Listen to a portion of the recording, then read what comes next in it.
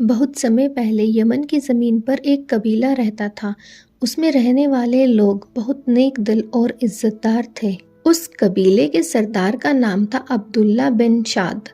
लोग कहते थे अगर इंसाफ चाहिए तो अब्दुल्ला के पास जाओ और अगर दुआ चाहिए तो उसकी बीवी आशिया के पास जाओ। मगर दोनों की एक बड़ी तमन्ना अधूरी थी।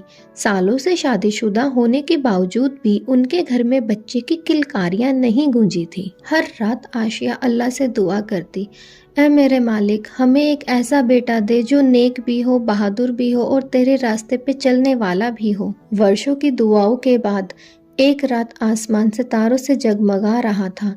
उसी रात आशिया ने एक प्यारे से बेटे को जन्म दिया। पूरा कबीला खुशियों से झूम उठा। बच्चे का नाम रखा गया हातिम। हातिम बचपन से ही अलग था।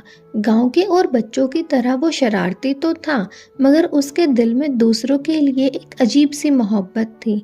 अगर उसके पास एक खजूर होता और कोई दूसरा बच्चा भूखा होता तो वह बिना सोचे समझे उसे अपना खजूर दे देता। माँ कहती, बेटा तू इतना क्यों बांट देता है? हातिम मासूमियत से जवाब देता, अम्मी, अगर मैं खाऊंगा तो बस मेरा पेट भरेगा, अगर मैं बांट दूं तो अल्लाह को भी खुशी मिलेगी। उसकी बातें सुनकर आसपास के लोग दंग रह जाते। धीरे धीरे लोगों को समझ आने लगा कि यह बच्चा कोई आम बच्चा नहीं है। जहाँ भी जाता वहाँ सुकून बिखर जाता। अगर कोई बच्चा रोता, हातिम उसे गोद में लेकर हंसाने लगता। अगर कोई बूढ़ा पानी भरने जाता और थक जाता तो हातिम दौड़कर घड़ा उठाकर घर तक पहुंचा देता। एक रात अब्दुल्ला ने सपना देखा। एक उजला चिराग आसमान से उतरकर उनके बेटे हातिम के सीने में समा गया।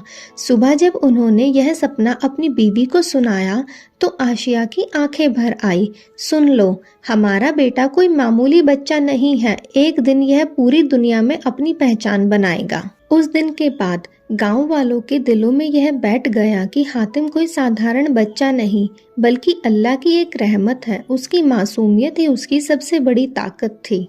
वक्त के साथ साथ हातिम बड़ा हो गया, पर उसके दिल में अभी भी वही मासूमियत थी।